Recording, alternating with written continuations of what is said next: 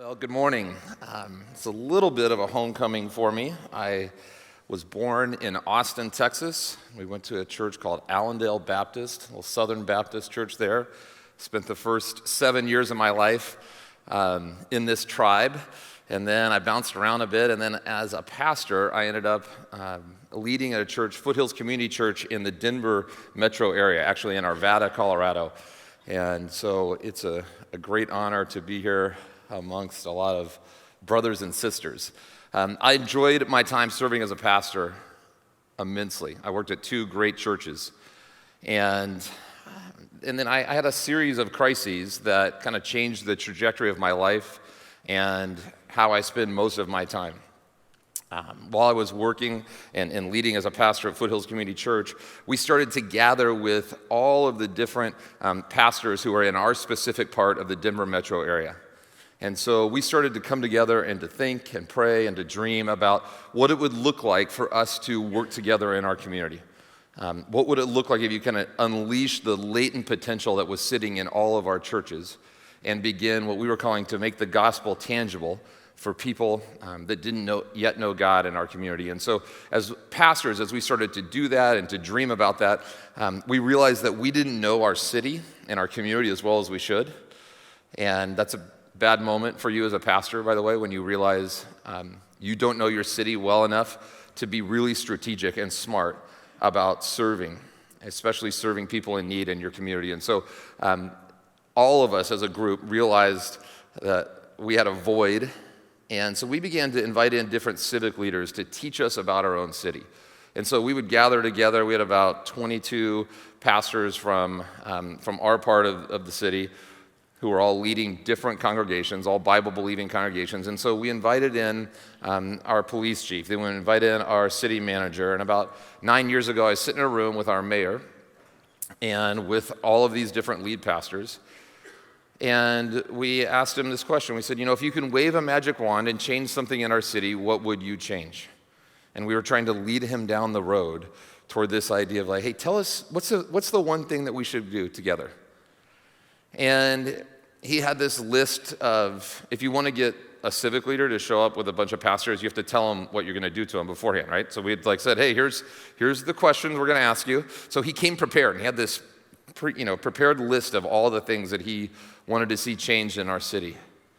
And he began to read down this list, and they were all really good. They were things like single moms living below the poverty line, elderly shut-ins. And so he had this, he had probably 10 or 11 things on this list. He read them all out to us. And they put this piece of paper away, and then very much in passing, he just said something that struck us. He said, if you guys wanted to have the biggest impact in our community, you should start some kind of a neighboring movement. And then he just went on. He's going to talk about something else. And we're like, no, go talk more about that. And he said, what we're learning at the city level is that the closer people know each other based on proximity, the less weight there is on all the systems that we're trying to provide for people in need. We can start another program for elderly shut-ins, or that person who's growing older and more isolated could live in an apartment complex or on a block where they're actually known by the people who live right around them and cared for by the people who live right around them. And then he said this beautiful line. He said, what we're learning at the city is that relationships always trump programs. Now, he had no idea of how humiliating what he was doing to us at that moment. We're all pastors sitting in this room, and our mayor is telling us to do the Bible, right? Earlier, Rob talked about when Jesus gets asked to boil the entire text down to one thing, he says, love the Lord your God with all of your mind, your heart, your mind, your soul, your strength, and love your neighbor as yourself. And so we're sitting there and we're listening to our mayor tell us why loving your neighbor matters. And we're all sitting there thinking, yeah, and Jesus said, you should do this. And that, he also had he basically said, and he said the majority of the issues, I'll read this so I'll actually get it. Oh, I don't misquote him. Do we have it up there? He said, the majority of the issues that our community is facing would be eliminated or drastically reduced if we could just become a community of people who are great neighbors. Now, that put me in crisis.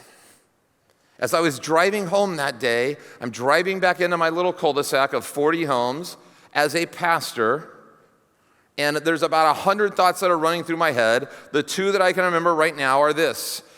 I had this incredible new thought. I thought to myself, Jesus is smart.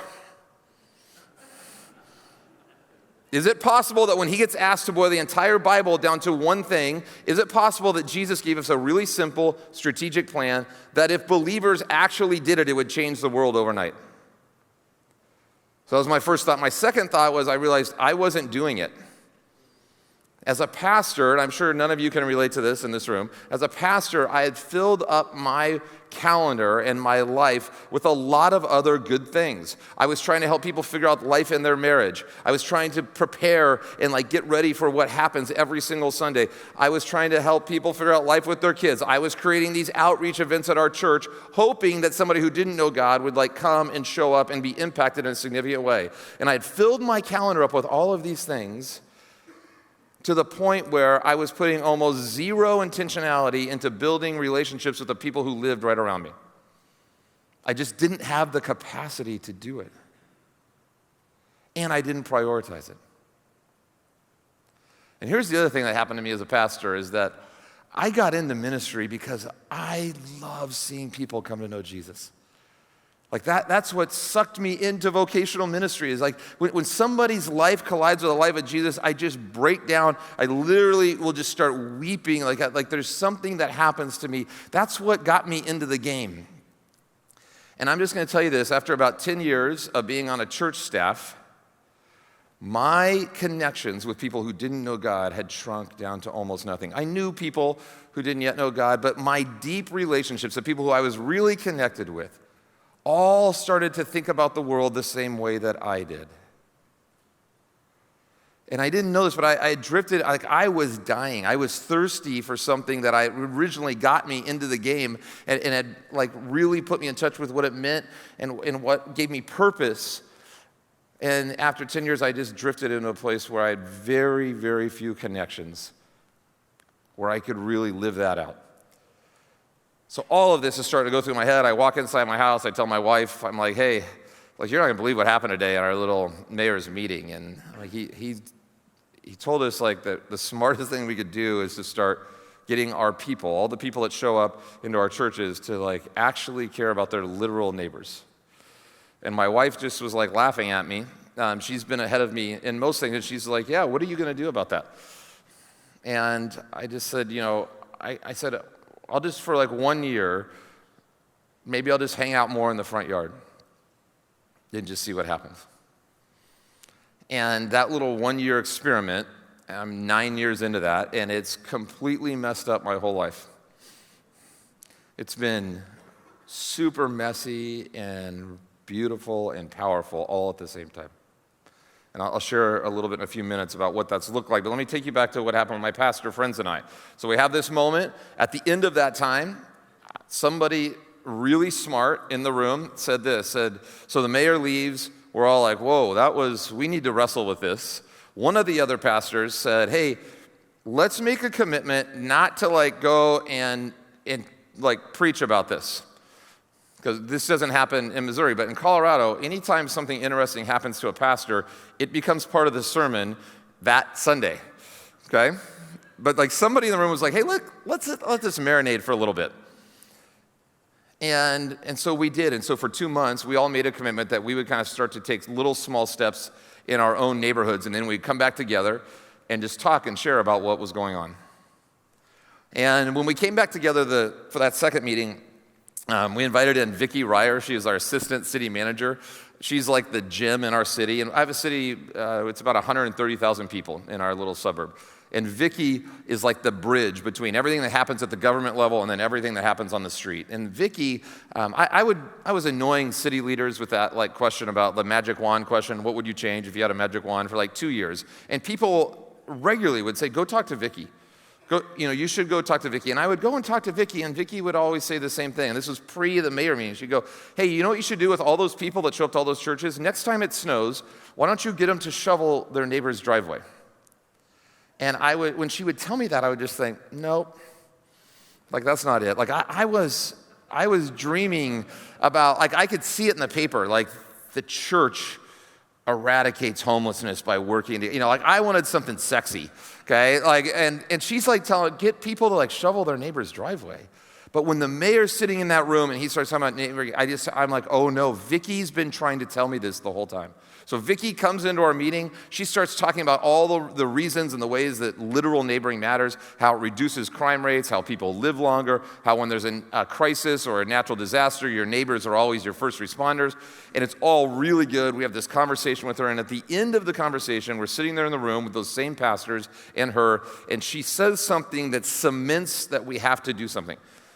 And what she says, and it's Q&A, she's not trying to be mean at all, but she looks at one of the pastors who had asked the question, and she said this. She said, hey, like from the city's perspective, there isn't a noticeable difference in how Christians and non-Christians neighbor in our community.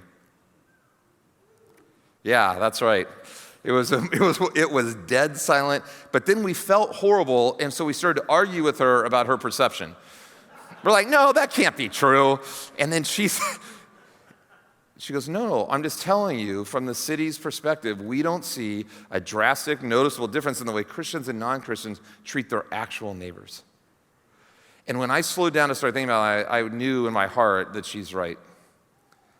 And I've shared her quote now in rooms with leaders from over 500 different cities. I've never once had a city manager, a mayor, a police chief, somebody come up to me and go, oh, Dave, guess what? In my city, the Christians are the best neighbors. It's not even close. And that fact, I think, should cause us to pause. Like, how do we reconcile the fact that you've got all of these teachings, like the central teaching of the Bible, love God with everything you have, love your neighbor as yourself. So we've got that over here. And then in our cities today, right here in North America, like in our country, the people who God's put in authority in our communities, they don't see a noticeable difference in the way Christians and non-Christians treat their actual neighbors. Like how do we make sense of that? You ever start thinking about something that starts making you angry? I'm sure this never happens, like when you're watching the news today. Okay, so you just start getting mad when you start to think about something. Like I started to get mad. I was started to get irritated, trying to think about how do I make sense of this? And then I started to ask a different question that changed my mood. Instead of asking how come there's not a difference in the way Christians neighbor, and this is what the Bible says, I started to ask I wonder, how do you become a pastor who's not engaged in his own neighborhood? And my mood went from being irritated and mad to pretty convicted and reflective. And I started to really think, how did I end up as a person who makes my living helping people orient their lives around God and a relationship with Him and the Word of God, and yet I wasn't engaged in my own neighborhood. And I started to just pore over passages that I had given multiple sermons on, that I had read hundreds of times, and they started to take on a whole new light. And one of them's the Luke 10 passage. It was already referred to this morning. Of the teacher of the law comes and asks Jesus. And we can just read through it. You in this room, literally, have read through this hundreds of times. But I just want you to kind of look at this through the lens of a literal neighboring, with the fresh eyes. Luke 10 says this: on one occasion, an expert in the law stood up to test Jesus. Teacher, he asked, what must I do to inherit eternal life? What is written in the law? He replied, how do you read it? This happens a couple times through the Gospels. The person comes, asks Jesus a question. He realizes that's really not what's going on here. And so he gets the person to answer their own question. And this guy gives the textbook answer. He answered, love the Lord your God with all your heart, and with all your soul, and with all your strength, and with all your mind, and love your neighbor as yourself. You have answered correctly, Jesus replied. Do this and you will live. Just think about how powerful that, do this and you will live. But this phrase right here in verse 29 is the one, it just came flying off the page. It was one of those moments where you're reading through the text and you see yourself in the story. And that's what happened to me. The verse 29 says this: but he wanted to justify himself, and so he asked Jesus, and who is my neighbor? This guy gives the perfect textbook answer to his own question, and his first thought is, how do I get out of this? Where is the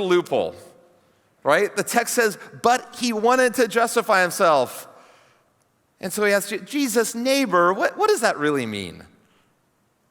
His first thought is like, I wonder if I can like do some kind of weird dance where I can define that word neighbor so that most easily fits into what I'm already up to.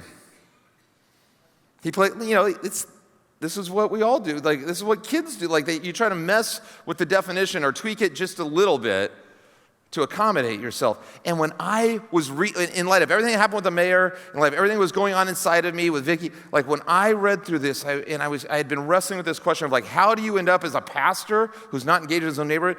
I was like, this is how you do it. All you have to do is just, this guy's giving us the template to get out of like the actual thing. You just have to define that word neighbor so that it most easily fits into what you're already up to. That's what I did as a pastor in my own life. When I thought about the idea of loving my neighbor, I just kind of like made it this nice, big, metaphorical idea. And I ended up with a really powerful metaphoric love for my metaphoric neighbor. And metaphorically, the gospel was just permeating all around me.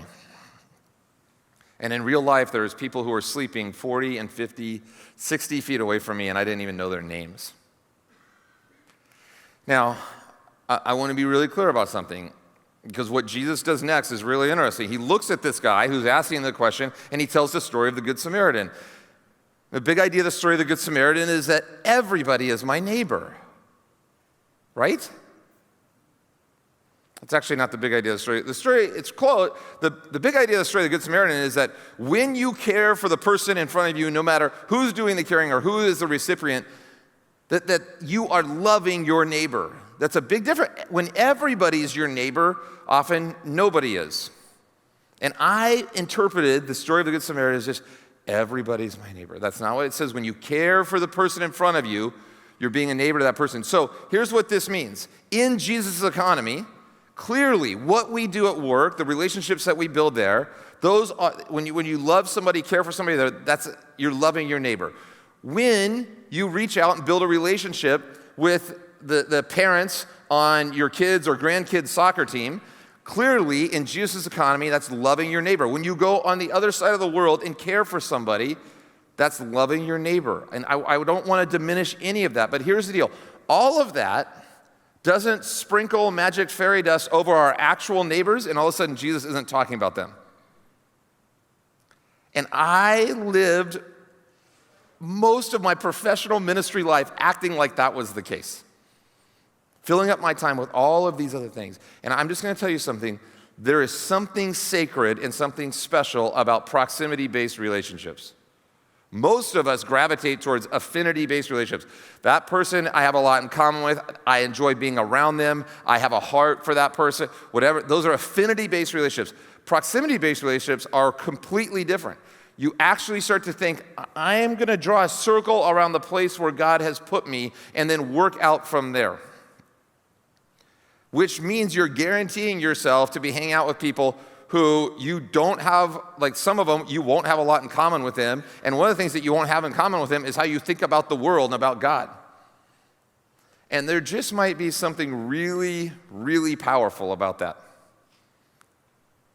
And that's what I learned. I learned that, like, based on what my city manager told me about how Christians were doing and how I was doing in my own community, what Jesus does with the Good Samaritan story, that's like graduate school neighboring.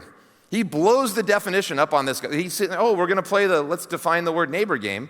He's assuming that this guy is neighboring with the people of his same culture and custom, and so he just blows it up on this guy. And he tells the story of the Good Samaritan is AP neighboring. Okay? What I came to realize in my own life, in my story with my city leaders and my own community, is that I didn't need advanced placement neighboring. I needed to actually go back to kindergarten.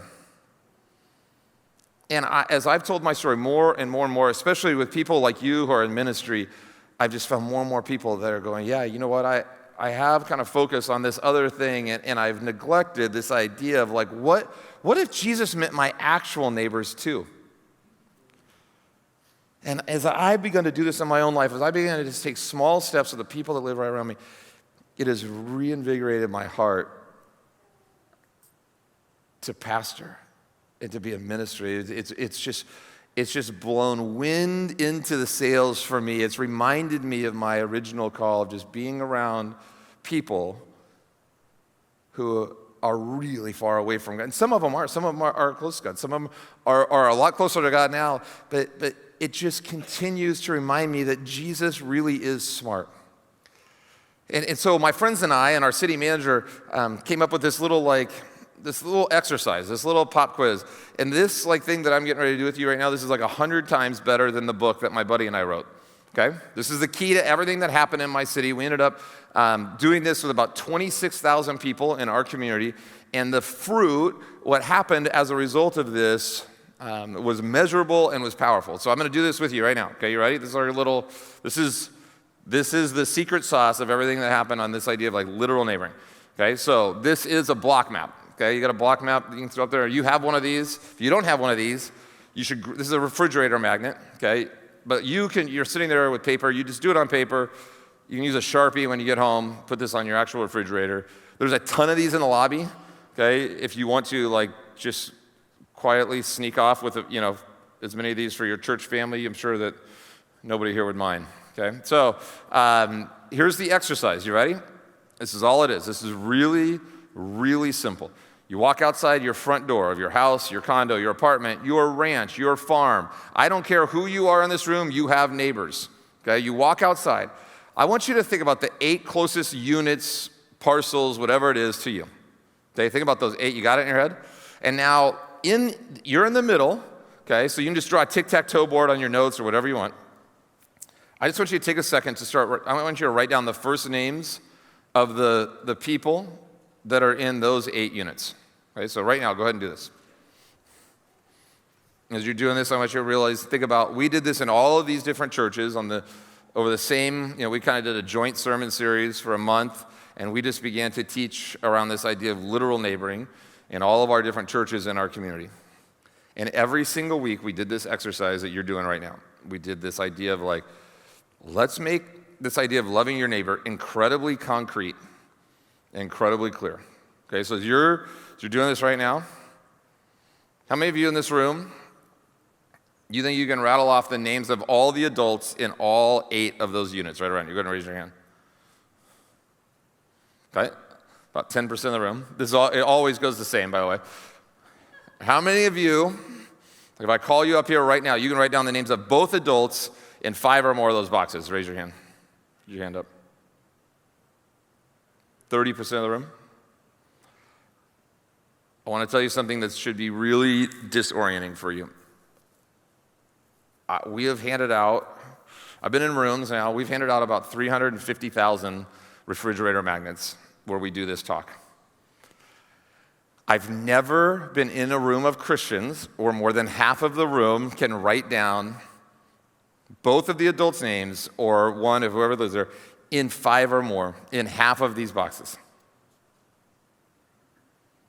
When I first did this, I could do 2. When I first did this little exercise, I could only write down both adults' names in 2, and then I felt weird about that, and so there was somebody who was 20 houses away, and I just wrote them in there too to make me feel better.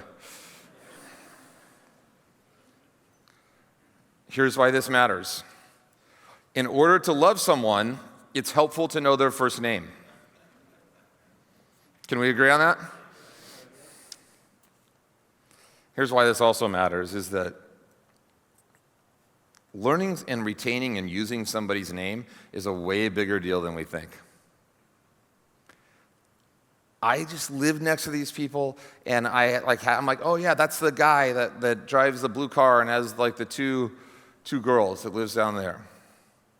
And I'm just telling you, if you will make this little jump from that's the guy who has a blue car, or bro, or what, if you'll just take this little step to having a mildly awkward conversation with your neighbor, you will be shocked about what happens.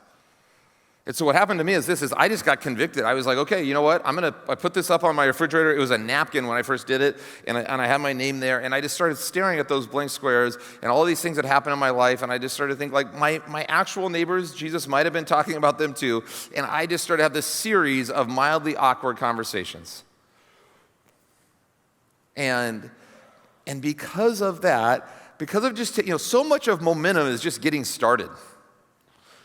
We end up with people who live all around us, and then we just end up in this zone where we could go months and years without ever taking a tiny step in our relationship with them. And when we do that, we just kind of end up existing and drifting. And all around us, there's these people with like real stories.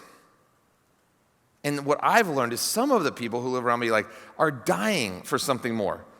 I think we get in church sometimes and we're pastoring, we're leading, and we try to get most of our people in small groups, and we are maybe in a small group, and we buy into this lie that everybody has something like that in their life. And I'm just going to tell you something. What I've learned from my personal experience is that most of the people live around me. They have their really shallow work relationship stuff, and then they have their dysfunctional family of origin stuff that we all have, and that's it.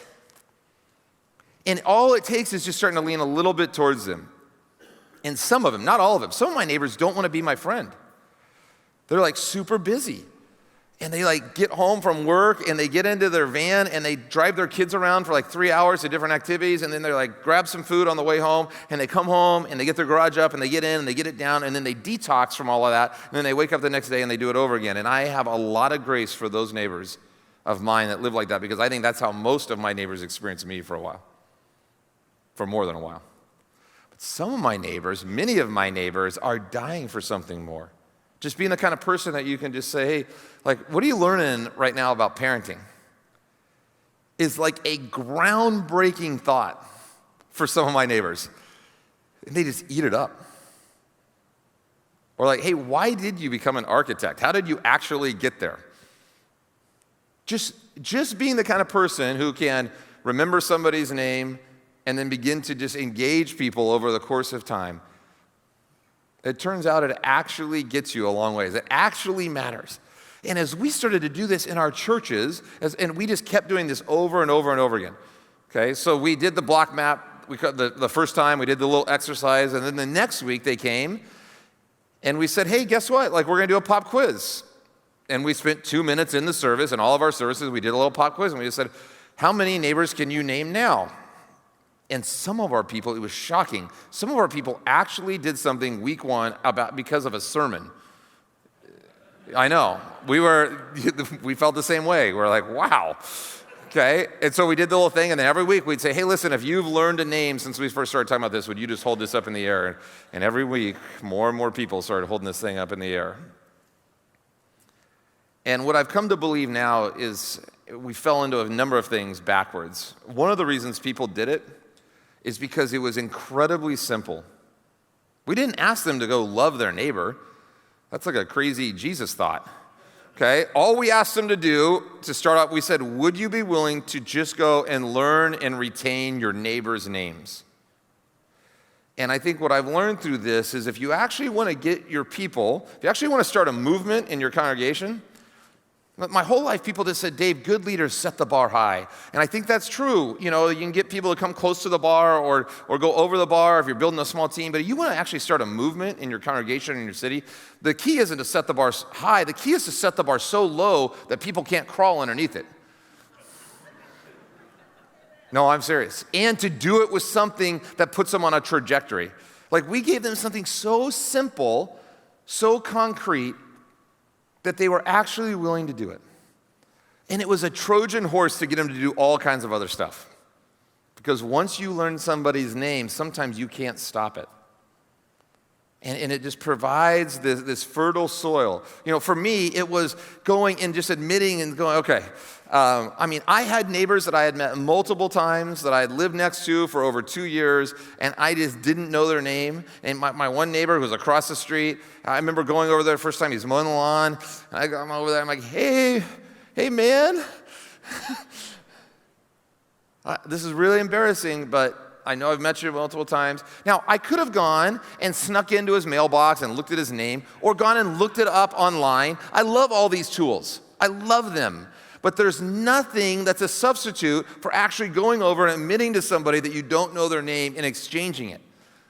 And then going back home and writing it down. That's what changed the game, was just something that simple. It was saying, okay, I've messed up here. Like, I don't know your name. The worst part is when some of my neighbors were like, yeah, I'm introducing myself, and they're like, yeah, I know your name. I think you're important enough to remember your name. Okay, my neighbors had a lot of grace for me.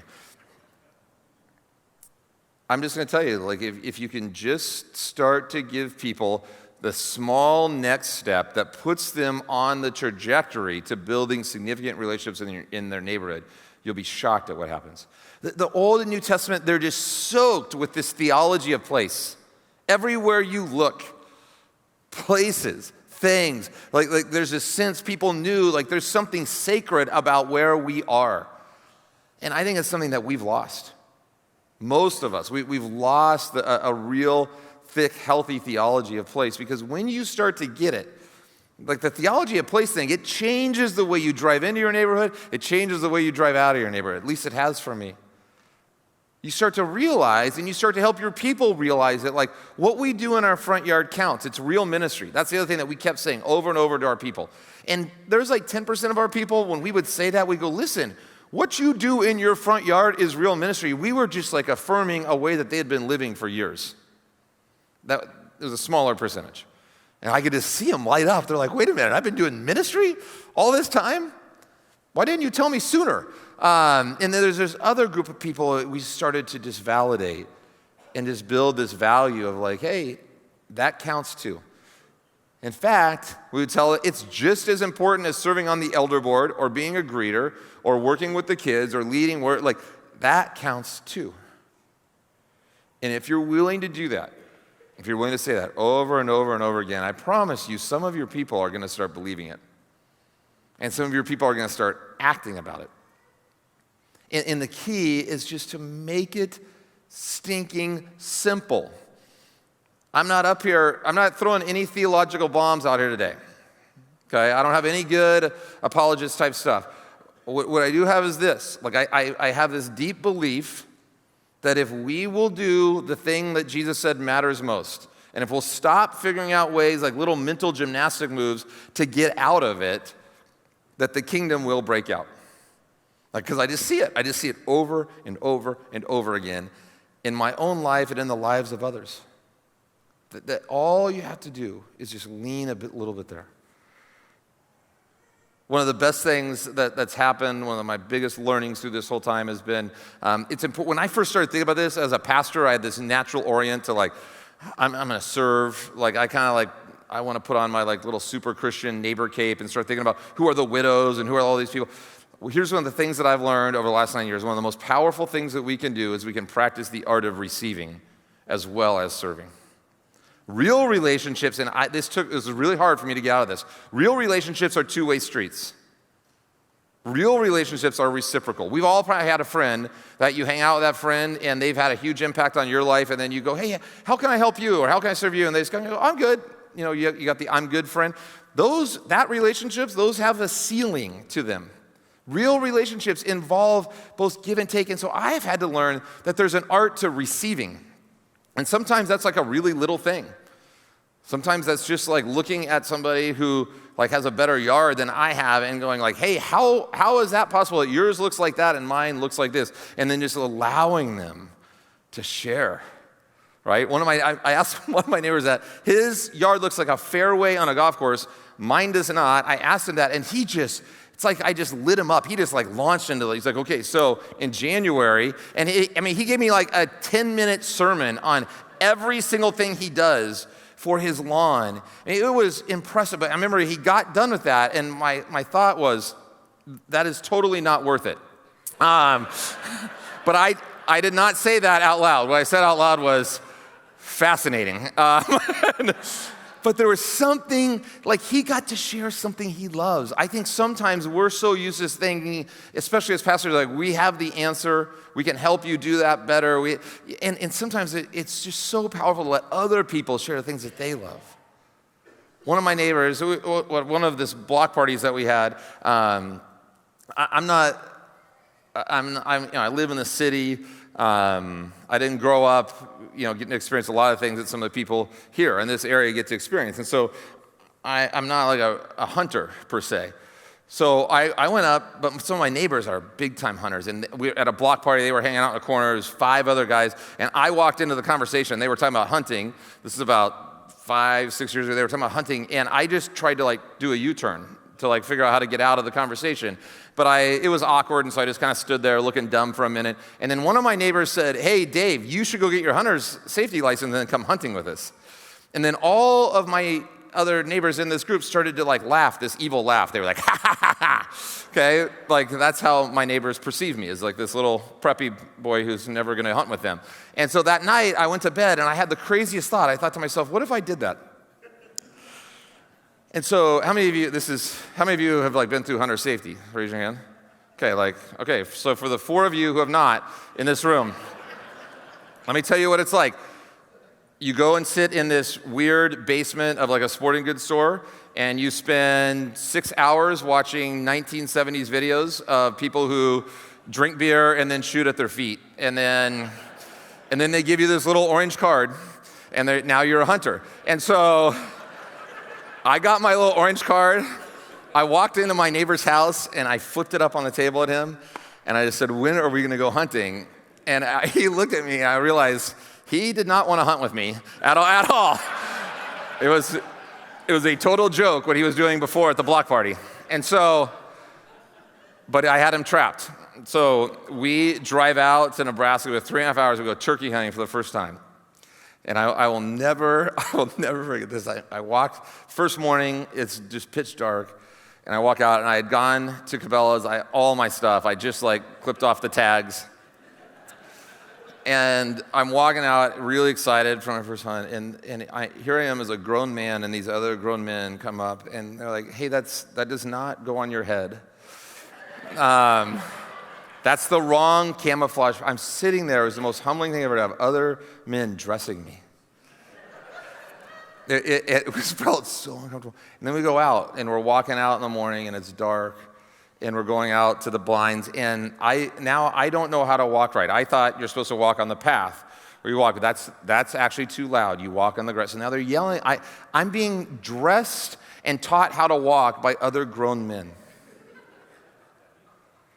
And I'm going to tell you something, diving into their world, just being willing to go and just be the total amateur into something that other people are passionate about.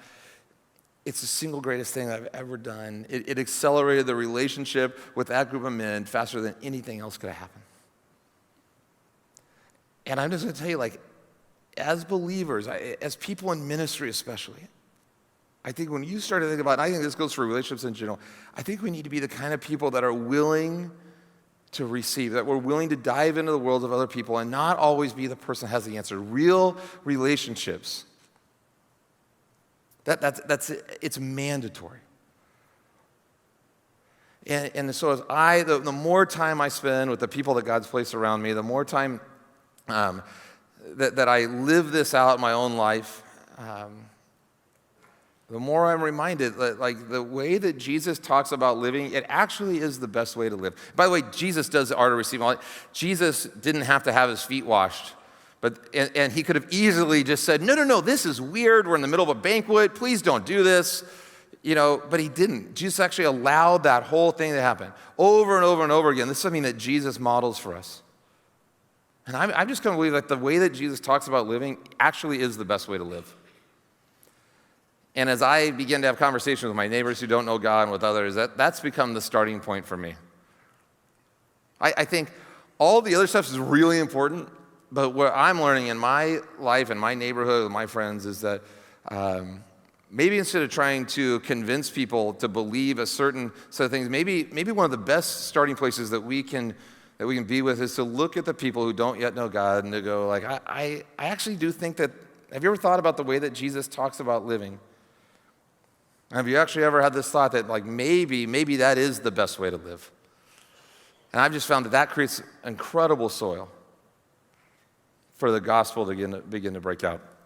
I had a chance to spend time with the staff here about a month ago, and I shared a lot of this. So if you're sitting in this room and you had to endure this talk 2 times, I apologize. But it was really encouraging over the last, few hours to talk to some of the different staff and to just actually see, wow, it was a reminder to me of like the simple things. If you just make it simple and you make it concrete, that people actually act on it. So one of the guys is in the sound booth. He's not gonna like this at all, but I'm gonna make him come out, and I didn't tell him that what I'm gonna ask him or anything like that. So Chris, can you just come up here really quick? Because I was just reminded, and I think it'd be really helpful for the people in ministry here in this room to see that if when you make this stuff concrete, people will actually start acting. And I've had a couple of people grab me today and just tell me stories about what's been happening in their neighborhood. This thing right here, like if this is blank for you, okay, I know where you should start. I know what it looks like for this next, do we have a mic or anything? Yeah, you're the sound guy. Of course, you should know where the mics are.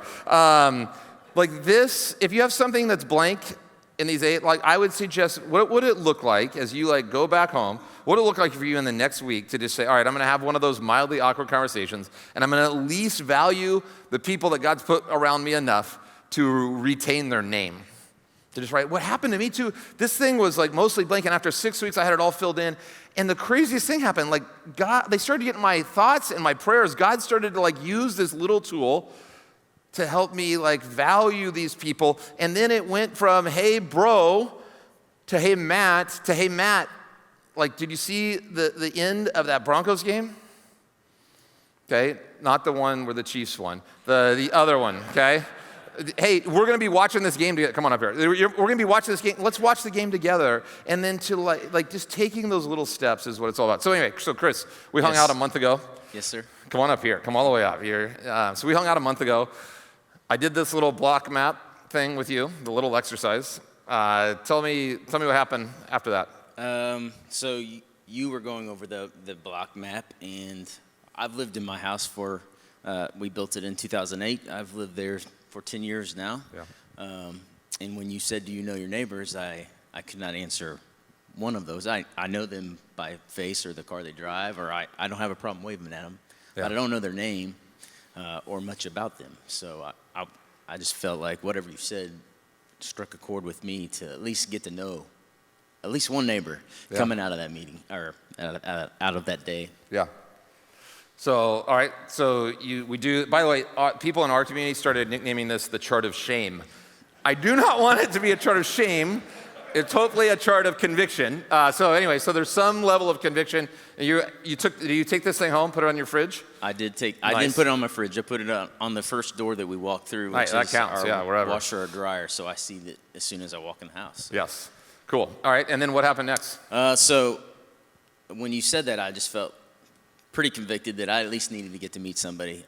And this was on January 6th, and 2 days later, it was supposed to snow like 8 inches. So I told myself no matter what, I was going to take advantage of the snow because I assumed we probably wouldn't have work, and I was going to shovel my next door neighbor's driveway, an elderly lady, and I was going to hope that she would come out and meet me, and then I would get to know her, and I would make a point to get to her name and start the process, hopefully. So, and it did snow, and I did get to go out, and she came out to meet me. She knows who I am, but I was all covered up, so she came out with money to say thank you.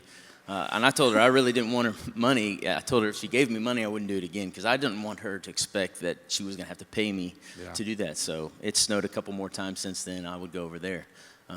But that was an opportunity for me to meet her. And in exchange, she's come over to my house now and dropped off a cheesecake and got to know. So it's worked really, really great. Yeah. But it started the conversation. So anytime that we see each other, we kind of start talking, say hi. So it's been really good. Yeah, and this is all, by the way, in the last month.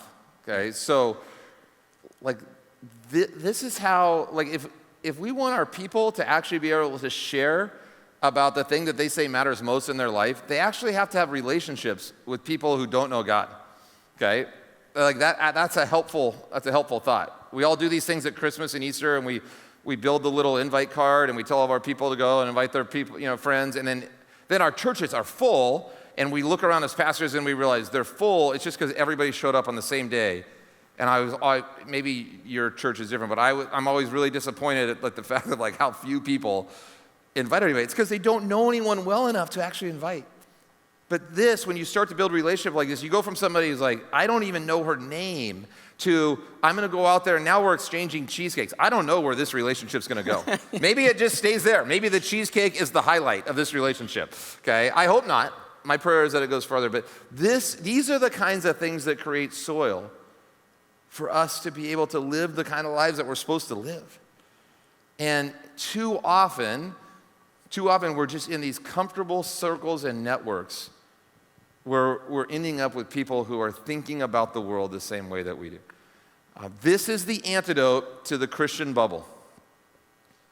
And it is, guess what? When you start hanging out with people who think about the world differently than you do, you're going to be in all kinds of tension. It's going to be all kinds of mess. And I think that's where we're supposed to be. If you're not experiencing tension with relationships in your life, you're doing something wrong. You're doing something wrong. Like, we should be wrestling with these things. Like, what do I do when they drink way too much? What do I do when they use that type of language around my kid? If you're asking those questions, you're killing it, okay? You're killing it. And if you're not, then it's time to start taking some steps that put you in those places. And so thank you so much thanks for being obedient and just taking something simple and doing it. And then thanks for being willing to come. He did not want to, I told him, hey, I might call you up. And he basically said, I'm not coming. So,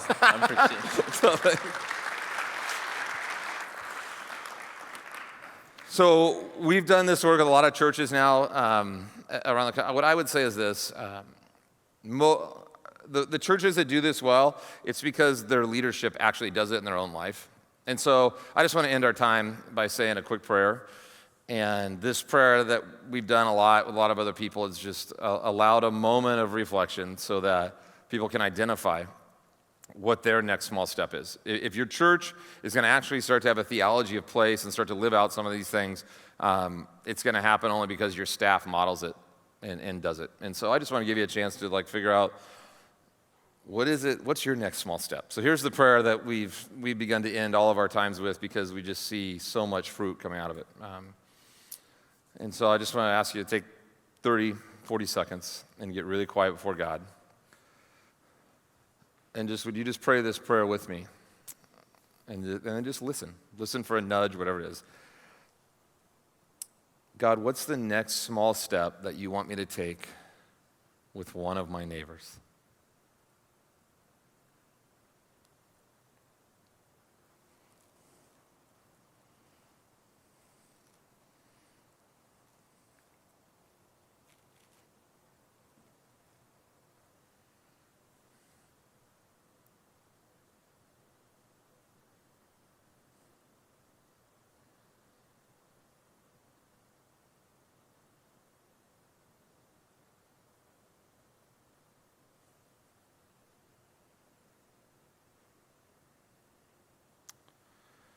Amen. I would just encourage you to, whatever that is. So every time I slow down enough to just get quiet and ask God that prayer, my one neighbor, Mike, last week just looked at me and was like, hey man, I haven't seen you around at all. What's going on? And I just talked to him for 1 minute, and then we were off, and just right there in that moment, God was reminding me, hey, Mike leaned towards you, and you just and he's saying we're not connected as much as I want to be. And so I have to decide what I'm going to do about that. I felt like I was saying, Dave, you need to go back and just carve out some time to connect with him, and even if it's just small, see what's going on. So my guess is that for many of you in this room, there's a specific person. Maybe you don't even know their name yet that came into your mind. My hope, my prayer for you would be that you just go and take that next small step. And if you do that, I know this. I've been with pastors all over the country that have done this. What will trickle down out of you just being obedient in your own life will blow your mind. So, thanks.